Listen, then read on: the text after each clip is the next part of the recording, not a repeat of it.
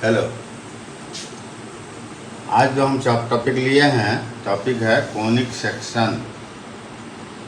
Conic section, इस conic section में हमने आपको पहले बता रखा है कि कोनिक सेक्शन में तीन चीज़ आता है, इलिप्स, पाराबोला और हाइपरबोला। और मेथड यूज करने जा रहे हैं डायरेक्ट्रिक्स मेथड। डायरेक्ट्रिक्स मेथड से पाराबोला का निर्माण हम कैसे करेंगे। हमने एक क्वेश्चन लिया है, कंस्ट्रक्ट ए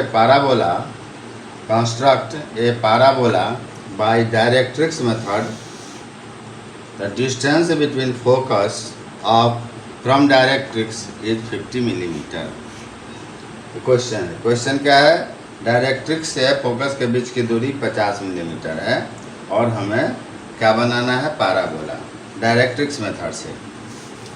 तो अभी इलिप्स आप देखेंगे, इलिप्स हो हाइपरबोला हो, सब में हम इसेंट्रिसिटी देते हैं। यानी यहाँ पाराबोला के केस में हम इसेंट्रिसिटी नहीं लिख रखे हैं। तो उसका मतलब क्या हुआ, तो आपको फिर से बता दें, E is less than P F by A P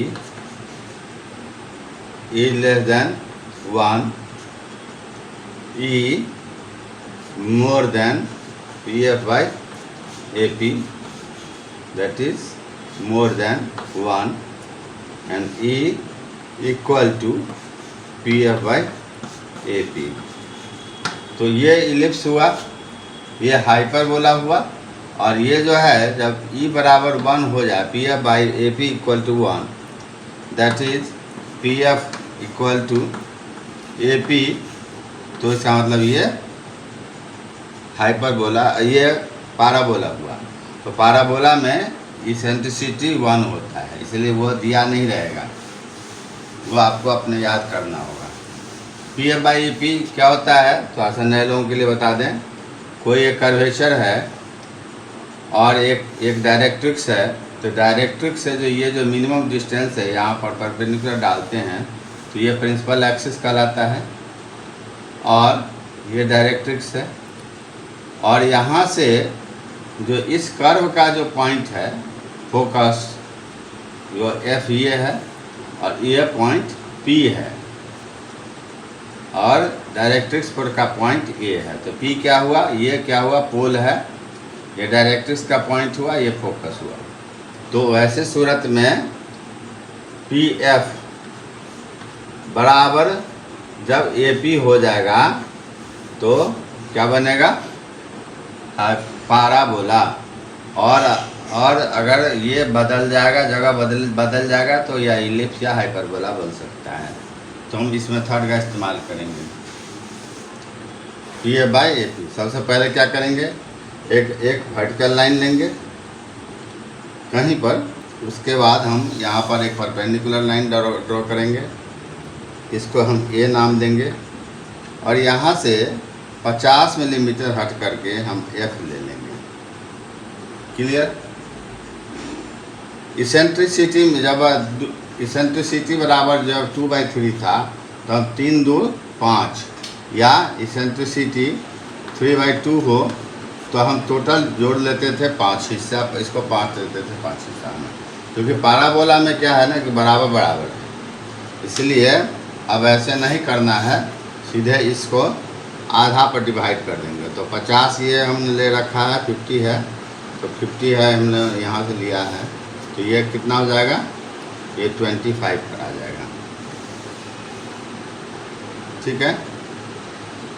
फिर हम आपने उसमें हमने आपको बताया था, इलिप्स में बताया था कि यहाँ पर F लेते हैं, ये P लेते हैं, ठीक है ना।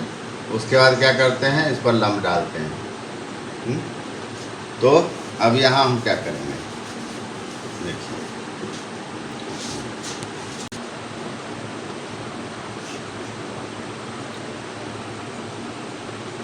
क्योंकि पाराबोला ओपन कर्व होता है, इसीलिए हम एक सर्टेन पॉइंट सी इसमें लोकेट करेंगे।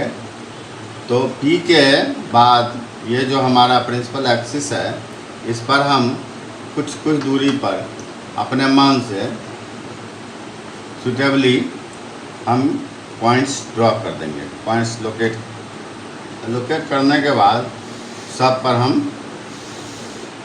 परपेंडिकुलर देंगे।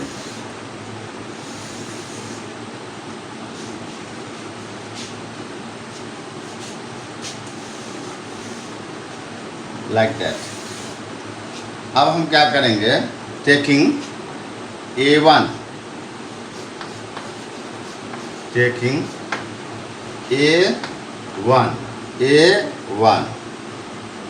as radius and F as center। ठीक है, तो A1 के बराबर रेडियस लिया और F सेंटर लिया, और इसको हम क्या करेंगे, एक ये जो 1 वाला जो परपेंडिकुलर है ऊपर हम इसको काट देंगे। तो इस तरह से हमको यहाँ पॉइंट मिलेगा और ये पॉइंट मिलेगा। इसी प्रकार से है ना, cut arcs on the perpendicular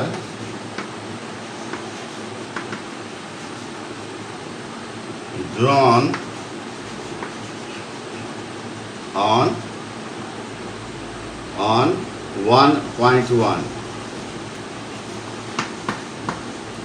क्या किया हमने, फिर से बता दें, A1 लिया रेडियस और F को सेंटर लिया, और 1 पर जो परपेंडिकुलर है इसको हम यहाँ से उसको काट दिया।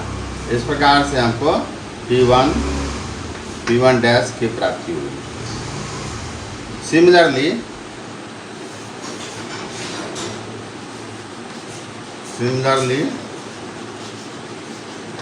take A2 as radius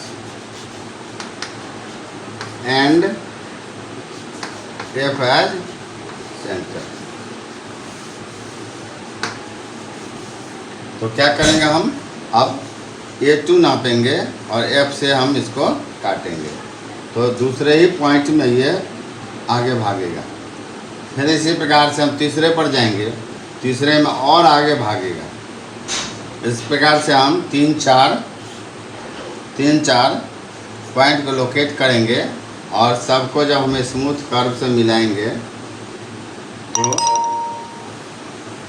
इस प्रकार का कर्व आएगा। इसमें ध्यान ये देना है कि यहाँ आकर के ये जो हमारा पोल पॉइंट है, पोल पॉइंट पर बहुत लड़के इसको ऐसे ले आते हैं और ऐसे मिला देते हैं, तो ये गलत हो जाएगा। यहाँ नोच फॉर्मेशन नहीं होना चाहिए, बल्कि यहाँ पर क्या होना चाहिए, ये ऐसे नहीं होगा, यहाँ से ये ऐसे मुड़ जाएगा और ऐसे आएगा। ये यहाँ नोच फॉर्मेशन नहीं होना चाहिए। ये इस प्रकार से ये आप बाई हैंड भी कर सकते हैं या उसकी सहायता ले सकते हैं, किसी इंस्ट्रूमेंट की सहायता भी ले सकते हैं। ठीक है, तो यही हो गया हमारा पैराबोला बनाना। अब इसी में हम आगे बताएंगे आपको टेंजेंट एंड नॉर्मल।